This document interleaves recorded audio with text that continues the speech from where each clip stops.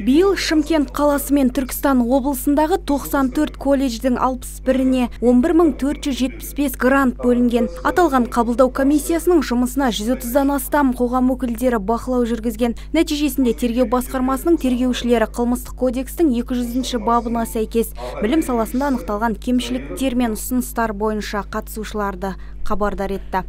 Тергеу әрекеттерінің нәтижесінде 2014-2015 оқу жылдары жұмыспен қамту 2020 бағдарламасы бойынша нөмір 2 колледжде білім алған 8 азаматтың теориялық сабақтардың түстен кейінгі мезгілде өтуіне байланысты толық қатыспағаны, ал тәжірибелік сабақтарға қатысу колледж тарапынан қадағаланбағаны анықталды. Балаларды адалдыққа үйретіп тәрбиелейтін бірден-бір орын мектеп екені анық. Алайда бүгінде кей білім ордалары жемқорлықтың нағыз мекеніне айналғандай. Осылай деп Шымкент қалалық білім саласы бақылау департаментінің басшысы Жанат Тәжиева мәлімдеді. Оның айтуынша көпжылдық тәжірибесі бар мектеп басшыларының нормативтік құқықтық актілерді толтыруға келгенде сауатсыздық танытатыны, қынжылтатынын жасырмады.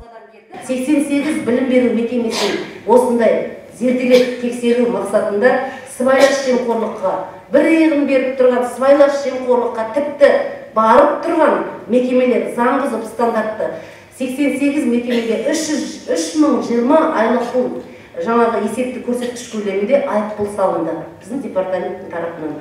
Ол құны 7 миллионнан астам қаржы бірінші басшы, өздеріңіз сияқты бірінші мекеменің басшылары үкіметке қаржыны құйды. Сонымен қатар тексеріс барысында жаңа оқу жылында оқушыларды оқуға қабылдауда ата-аналардан негізсіз деп табылатын артық құжаттар талап етілген. Үйірме сағаттары бекітіліп, мұғалімдерге еңбекақы жазылады. Алайда ол қосымша сабақтар оқушыларға өтілмейді екен.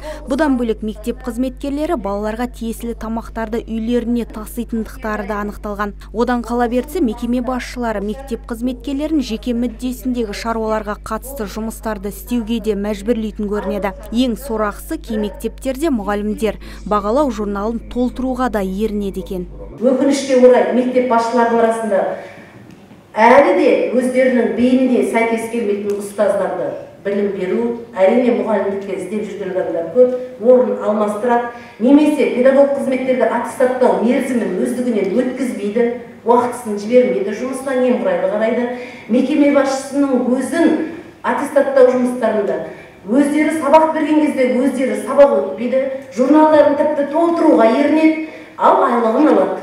Немқұрайлы оқу процесінің талапқа сәйкес баланың келуін сұранып отқан мен үшін түгендеп берсін деген өте ұят нәрсе. Айлығын алып білім берген екен. Әрбір мекеменің басшысы өзінің алдындағы балаларына, оқушыларын түгендеп оларға білім беруге міндетті. Қалалық бақылау бөлімінің мамандары ендігі кезекте 100-ден аса мекеме қызметкерлерін аттестаттаудан өткізуді көздеп отыр. Мамандардың айтуынша жүйелі аттестаттау сыбайлас жемқорлықты болдырмау мақсатында электронды түрде жүргізілмек. Сонымен қатар аталмыш агенттік қызметкерлері 1424 нөмірі арқылы азаматтармен кері байланыс орнатуда. Кез келген тұлға сыбайлас жемқорлық деректерінің куәсі болса, экранда көрсетілген нөмірге хабарласуына болады. Мадина Байқызы, Дастан Абдиев, ТВК телеарнасының жаңалықтар қызметі.